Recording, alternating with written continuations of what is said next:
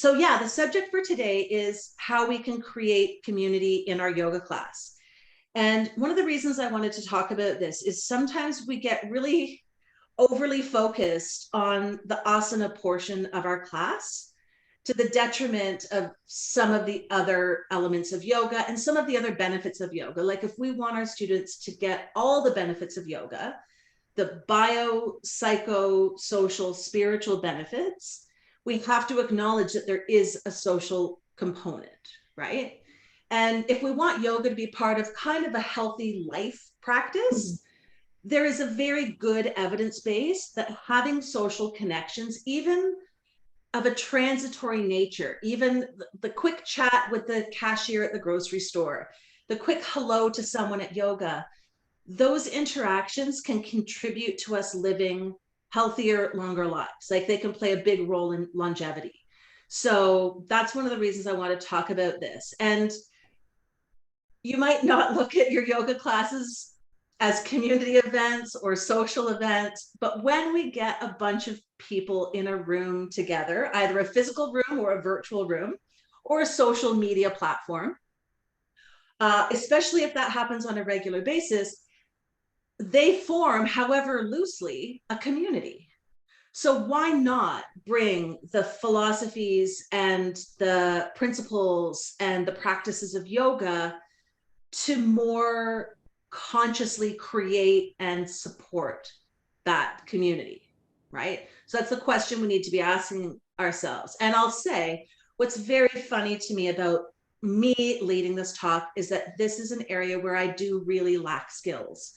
I'm not great socially to start with, and I don't have that innate knack for hosting or holding events or making connections that I see maybe other people have maybe a little bit more of a natural gift for. So I've had to work at it a little bit more.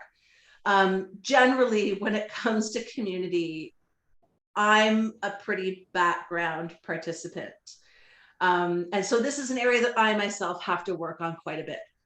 And because I'm not a great social organizer, my hope is I can rely on you, those of you who are here live, and maybe some who are listening who can contribute to a chat on social media about, how we can go about this. And maybe you don't have experience developing community on a more structured or professional basis, but we might all have had experience being a social organizer for a committee or for a club we belong to. Maybe you're the social organizer for your family, right? We all have some kind of skills and experience that I think we could all be learning from.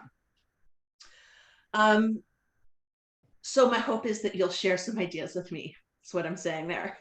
But to get started, I wanted to say a couple of things.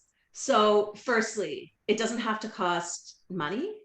You could create paid events, but keep in mind that that leaves some folks out who don't have the financial means to join additional events. It doesn't have to take a lot of time. It doesn't have to take a lot of organizing time or even social time. So one thing to think about is to consider how you can do community events that don't cost you or your students a lot of time or energy or finances. That's something to think about. It doesn't have to be overtly social, like having a sharing circle or coffee events, or even that thing. I don't know if you've been to a class where the teacher says, oh, introduce yourself to the person next to you. That's great. It doesn't even have to be that. Because it can be extremely anxiety producing for some. And so just like we talk about taking like smaller bite-sized steps in yoga, you might think about offering people smaller bite-sized tastes of community or smaller steps into community rather than those what for some can feel like really big steps, right? Or partnering up people into groups, which can take people back to high school and the terror of trying to find people to work with. So thinking about having different versions of socializing that can meet lots of different people where they're at. That's something to think about. And to aim for inclusion. So how we can make community welcoming and inclusive for all. And that might mean it's nothing formal, right? It can just be acknowledging that we're here together. Hello, we're here together, right? In a community with our own unique practice, but also with a shared purpose to practice yoga or to study yoga. And you might use your opening or your closing in class or your time before chanting to spend a moment acknowledging each other and that union or connection of your yoga community. Similar to what we do when we have virtual sessions. So we take some time before our teacher student chant to sit with and acknowledge our coming together, and that we're coming together in that shared purpose. So that simple technique or strategy could be the thing that creates a sense of community without people having to spend extra money or extra time or do some kind of social engagement that might not be comfortable for them, right? So that's something to think about, is ways that we can socialize without it being social. I couldn't find another word in my brain, sorry. So I'm interested to hear from you. Have you seen good examples of yoga community?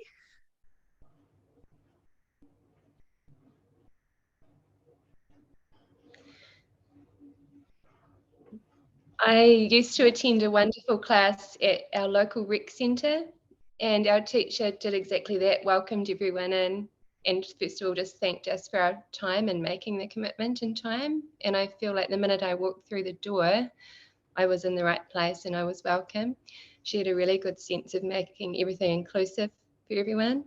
And sometimes offering, it sounds really simple, but a herbal tea at the end of the class, just so that people can feel like they can stay for maybe another 15 minutes to connect. And it costs next to nothing, I guess. And for my community where I am, some of the women will have to drive up to 45 minutes to get to our local community hall. That's our focal meeting point.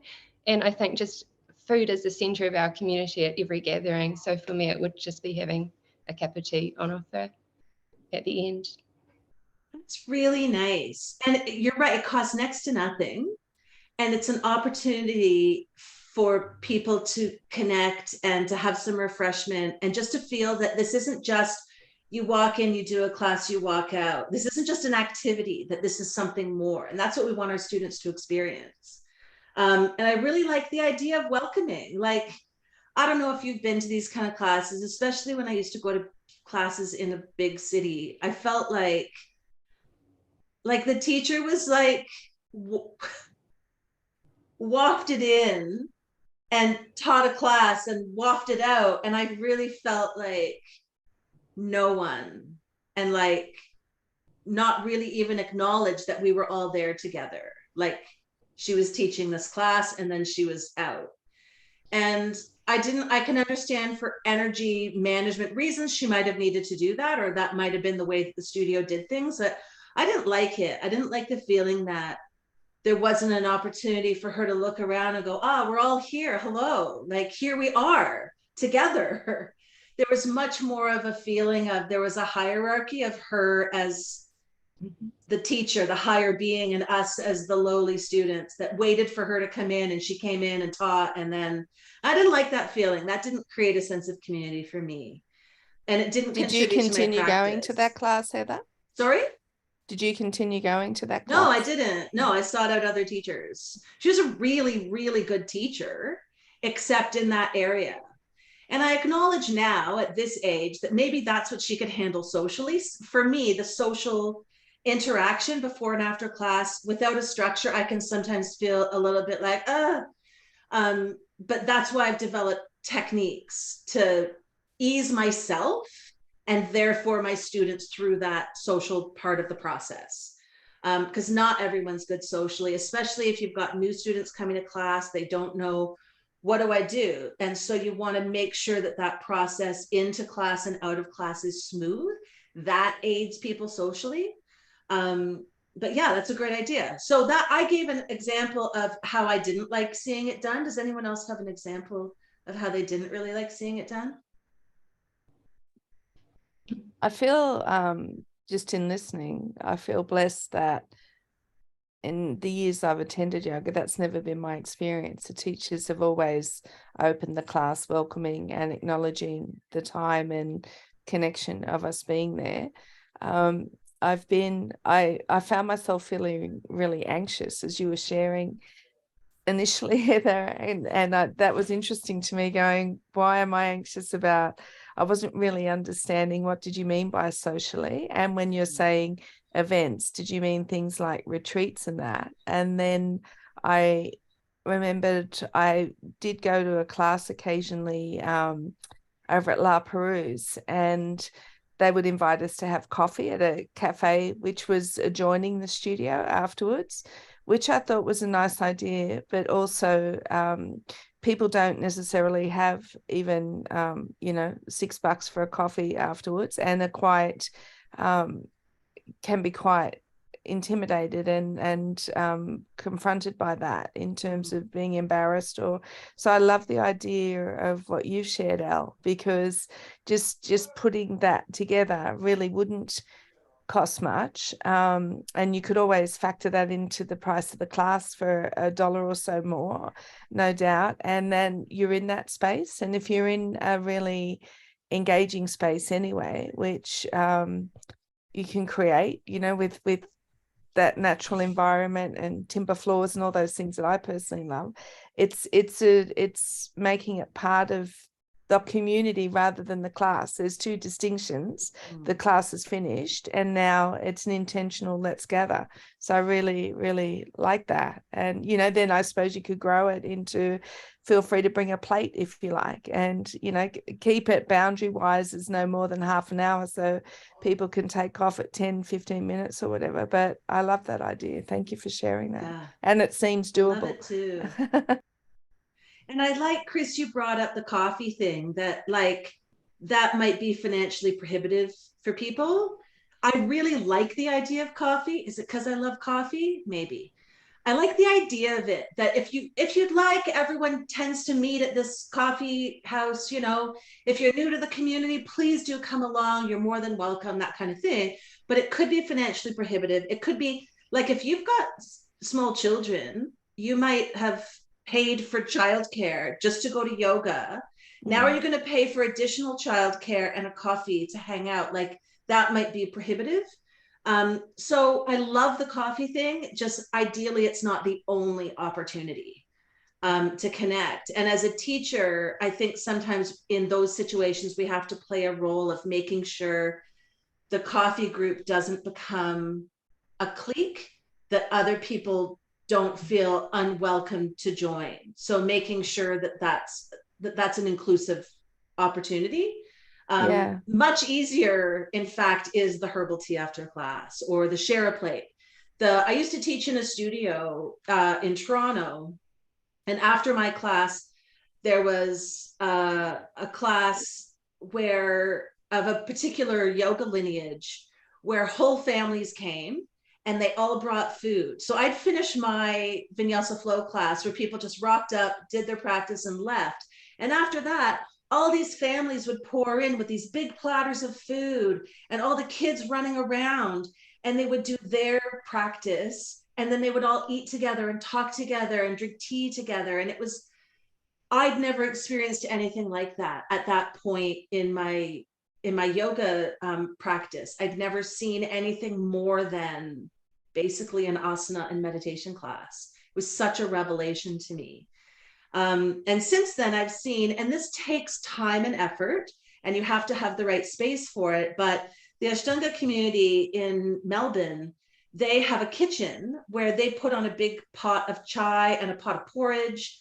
And so I don't know how they organize it, but those pots are going, people come in for their early morning practice. Everyone does a practice, and then they come and gather at the table and they eat their oatmeal and drink chai together. And I thought, like, this is a family. This is a family of people that get together every day. I like that. Practice yoga and have breakfast, and then off they go to work. And that's not going to be accessible to everybody. It's not going to be possible in every venue, but I really like the idea of that when there is an opportunity. But so those are some of the downsides, right? There could be a cost for you. There could be a cost for participants. You might not have the venue that makes that possible, right? It could be a lot of extra work for you. If you've allotted an hour to teach your class, are you now allotting an hour and a half to teach your class, have tea, wash the teacups, and then clear out the space? And I guess that's a point, Heather, because in your experience, do you usually hire the halls for an hour, or is it like 2 hours, or it's an hourly rate? It's usually an hourly rate. There can be some flexibility around that, but with busy community spaces, the flexibility is quite limited. Yeah. Like there might be a group of dancers coming in right after Yeah. you, right? So it kind of depends on your venue. And the same with a yoga studio, that in a busy studio, you might have people sitting on the floor outside your class waiting to come in for their next class. So it can be really difficult to find that social time in that kind of environment. And that's where having structured or unstructured community time can be really useful. So we've talked about some of the structured ideas that I wrote out: sharing a cup of tea after class, coffee catch up. The coffee catch up thing, I think it's great if it's regular, but also it can just be like a monthly thing. And that way it's maybe less of a burden financially and time wise on people, that, you know, the last Saturday of every month we go out for coffee, right? I think that's good, because what I found with the coffee, it wasn't even so much like people could make, okay, I'll cover $10 for a coffee, but as it became a regular weekly thing, people started to make that, well, let's have brunch or lunch, and people just didn't have $30 extra for a meal and then didn't want to say, no, I can't do this, because they wanted to be included. So yeah, that's when that came into it, which so like was having interesting a once to a month observe. coffee, that keeps it kind of Makes simple. it achievable. Yeah. Because already your students might be paying $20, $25 for class. And then if you start to add on mimosa charges on top of that, we're talking about a big expense. And for you, if you're going to join the coffees, do you have time for the coffees? And if your yoga teaching practice needs to be financially viable in order to pay your bills, it's worth thinking about, you know, I'm going to make $50 on this class and I'm going to spend 10 of those dollars buying coffee every week with my students. That makes it a little bit less financially viable, right? And the only times I've experienced that is when I've been on leave and had the privilege of going to like a 9 a.m. class or something, which I can't normally do during work. So then you have like, it's a morning class, which seem to be more relaxed. I've noticed like with the evening classes, people are rushing from work, want their class done, need to get home and do dinner or whatever their responsibilities are. So that's a different dynamic again. Completely early morning and right after work classes can be a really different dynamic than those 9 a.m. classes, where often folks have dropped off the kids or they work from home, so their schedule's a little bit more free. So yeah, those are definitely things to think about. If you're teaching online, you know, you can have an online cup of tea, right? A great teacher that I highly recommend you follow, Theodora Wildcroft. She was talking at the start of COVID. She teaches a lot to the neurodiverse community. And she was talking about how at the start of her class, everyone has a cup of tea and they introduce themselves and they introduce, here's my dog, or here's my new squishmallow, or whatever. Everyone has a chance to kind of connect. And then they set their tea aside and they do some breath work and some movement and some meditation.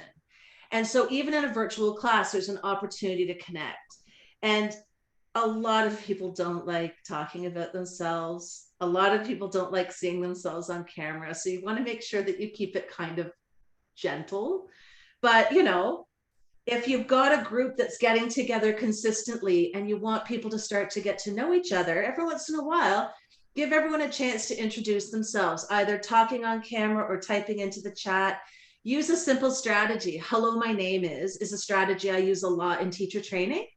hello, my name is Heather, and my favorite fruit is, my favorite animal is, my favorite something that doesn't have a lot of triggers to it, right?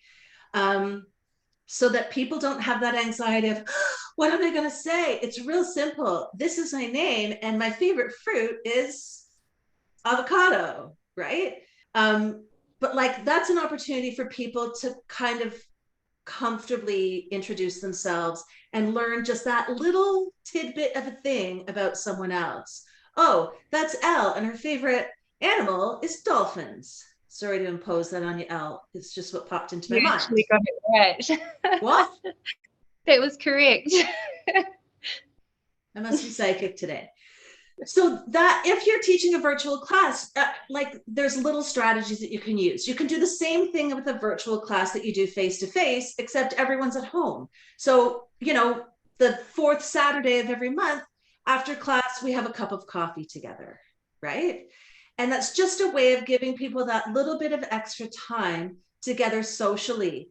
And for you as a teacher, for you to kind of step off the stage, if you understand my meaning, and have time to listen and connect and hear what people are saying about yoga and about their practice, and maybe learning a little bit about why they come to class. And that's going to help you in future with your teaching. So that's something to think about. You could have a yoga book club or a yoga movie club, and that could be face to face. That could be virtually, that could be online, that could be something that happens in your social media. So when you have a social media business page, so for me, mine's called Yoga Trinity, you can have groups associated with your business so that your students can follow that group. And that's a place where you can communicate directly with your students rather than your page, which speaks to the whole public, right? So your group, that can be a place where you say, this month, I'm going to be reading such and such book.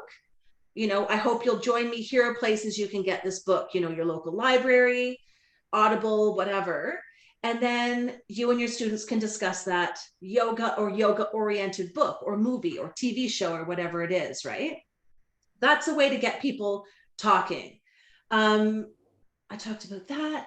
Then events. So these are usually paid events. So a retreat day or a special event like a full moon practice or a kirtan or a sound bath, or have a visiting teacher come in and teach a class. A regular, you know, this is something you could do once a month or once a quarter, is have a yoga social. So like maybe a 3-hour class or event where you do a practice and a meditation, and then maybe you share a meal. And that could be a share a plate thing, or that could be a meal that you provide. And that's a way, and it doesn't have to be all the time, but that's a way for people to kind of come together.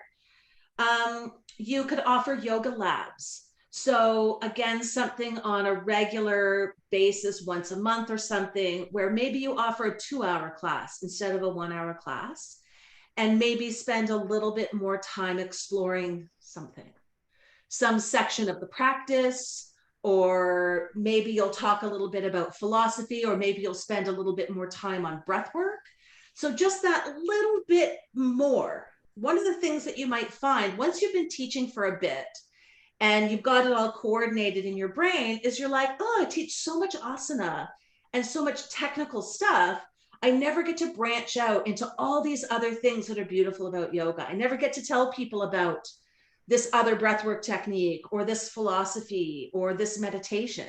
So having some kind of yoga lab or larger yoga experience on a regular basis gives you a chance to share that little bit more, and gives your students a chance to experience that little bit more, to go a little bit beyond. I walk in, I close my eyes and breathe, I move, I lie down and relax, I leave, right? That they're learning about maybe breath work or mudras or bandhas or the yamas and niyamas or the 4 virtues or whatever. I imagine also in creating community, what I'm getting as you share is a sense of us wanting to come back and feeling it's a welcoming space and there's a connection space, rather than I need to do my weekly yoga practice and as a discipline or something. So there's a completely different energy in that. Yeah. And I, for one, would like that energy. I would like that energy of knowing that there's a place where I feel welcome and I feel I belong and I feel that I'm seen and that I matter. And that if I miss a week, the next week I go, there's people who say, hey, we missed you. It's so nice to have you back. And that's something increasingly that we seem to have less and less in our community, in our face-to-face community or in our virtual community. And I think it's nice if yoga can be one of those places where we feel that. like we belong. And so thinking about ways we can do that. So a paid event is a great way to do that. But again, it can be exclusive. You know, it doesn't necessarily include everybody and it's work. But if you're running a full-time yoga business, it's probably work that's worthwhile because it reaches you out into a broader community. It gives you that extra little bit of income. From the perspective of your teaching practice, it's a great way to stretch yourself. It's a great way to stretch into how am I going to talk about philosophy? How am I going to give people options for this breathwork technique that I don't usually get to teach? So there's pros and cons to the paid event. The other thing I want to talk about is unstructured. So those were all kind of structured community experiences. If we talk about unstructured community experiences, that might be really simple things. Like I mentioned before, like taking some time to just acknowledge, like welcome. And I'm so glad that we're here together and practicing together, right? Something simple. A land acknowledgement or like a lineage acknowledgement saying something about here we are to practice yoga. Here's where this lineage comes from. Here's something to know about the practice that you're going to be doing today. Obviously, welcoming students by name, using people's names when they arrive in class and when they depart class, not using people's names when you're throwing a correction out into the room, right? If the only time someone hears their name is Heather, put your arm down or your leg's too far back, that's not a good way for me to hear my name in yoga class, right? But using people's names, you know, to welcome them or to say goodbye is a really nice way to say, I see you and I acknowledge you and I remember you and you matter, right? Making people feel special is one of the best things you can do in life, let alone in teaching yoga. Another thing you can do is have opening or theming discussions, maybe introducing a yama or a niyama or one of the 4 virtues, whatever, and inviting students to bring that focus into their practice, making something whilst being invitational, helping people into an experience of we're all moving and breathing together, but we're also all intending together. And having a collective experience of that. That can be really nice. And chanting. When we chant, we're literally joining our voices together, right? And so you can talk about that and talk about, you know, how definitely tell people it's not singing, it's chanting, and how their voice sounds doesn't matter. It's that they're sharing their voice. And you can do Sanskrit chants. Or you can find other chants. One that we use a lot in yoga teacher training is row, row, row your boat. A chant lots of people seem to know. And also you can invite people to bring in simple songs from their culture. So what's a childhood song or, you know, a little chant that people use from, you know, whatever their culture or background is that they can share and that everyone can learn from. And so those are some ways to maybe have a little bit more unstructured or playful community time. Thoughts, questions? Playful, who'd have thunk it? Yeah. I think sometimes in modern postural yoga, especially in the Ashtanga tradition, which has a lot of elements that are quite militaristic. There's the teacher at the front with their perfect posture, and there's the straight rows of students all in their perfect posture, and everyone moves and breathes at the same time. And I like the discipline of that and the order of that. but I sometimes think we lose the playfulness of movement.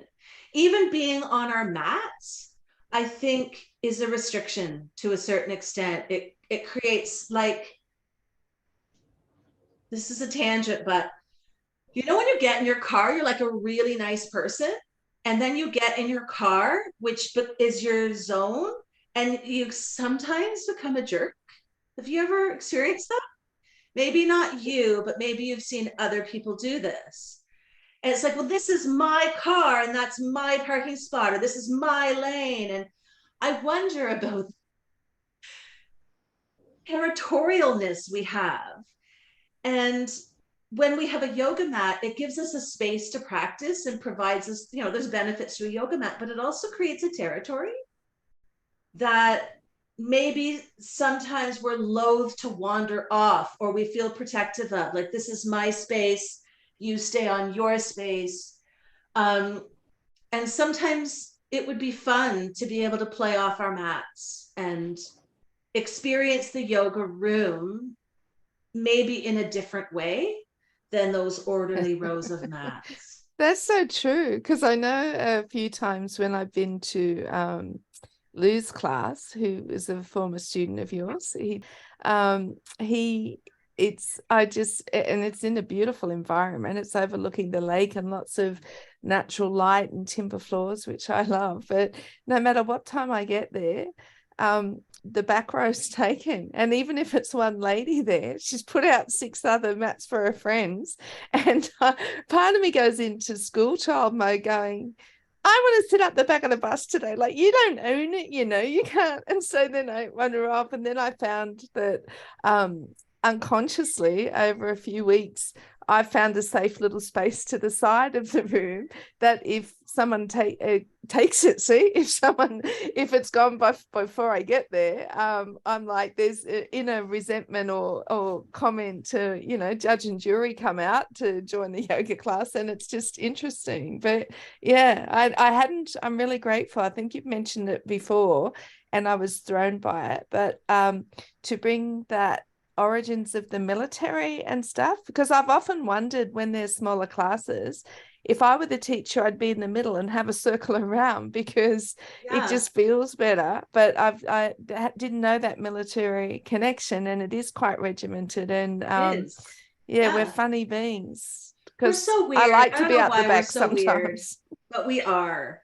And yeah, so why not teach in a circle? It might change some of your transitions a little bit. You might not step out to the right and do triangle to the right, because you'll have everyone facing outside the circle for their first triangle, right? You might instead step the left foot back to do your, you know, your triangle into the center.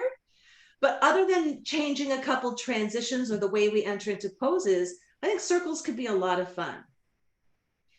Except in COVID, everyone's breath is going into the center.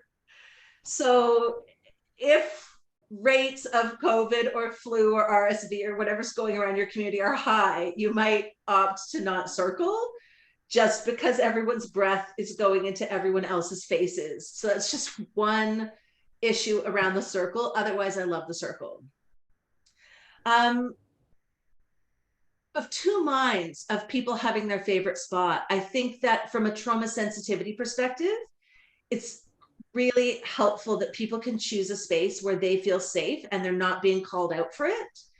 And that can be their space for however long they need it.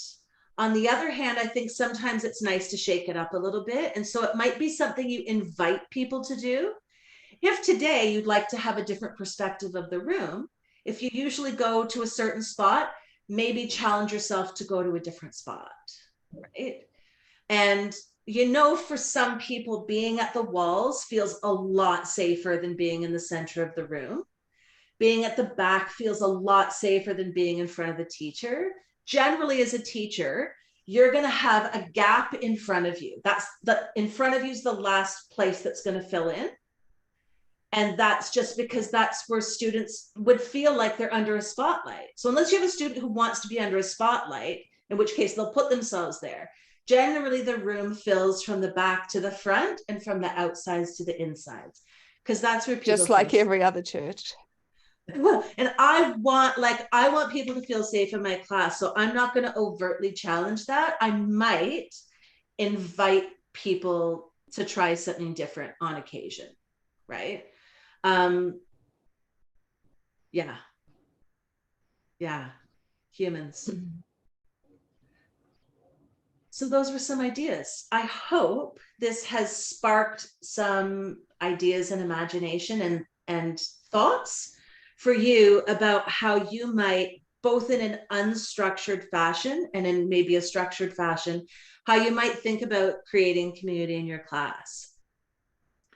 Again, the most important thing is that your students are feeling welcome and they're feeling seen and heard, and that they matter. When they come to class, they matter.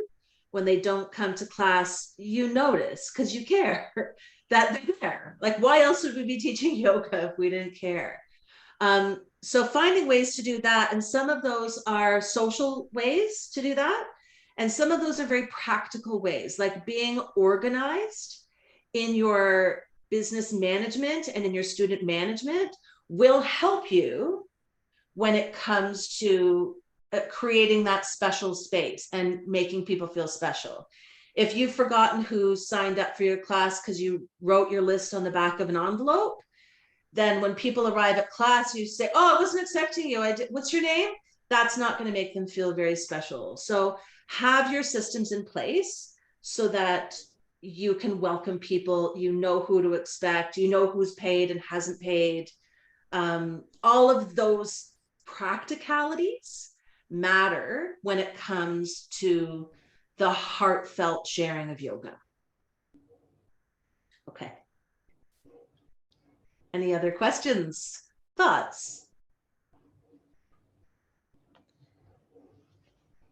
Thank you for all those wonderful ideas, Heather.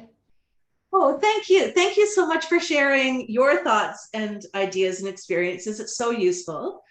If I think of other things, or I remember and I put the word out on our social media groups, maybe we'll get people contributing some other ideas, which would be really great.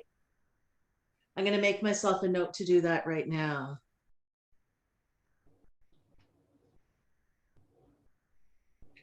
I know I've heard great stories from teachers who've been far more adept than me at creating community, and I'd love to compile some of those stories together. So stay tuned.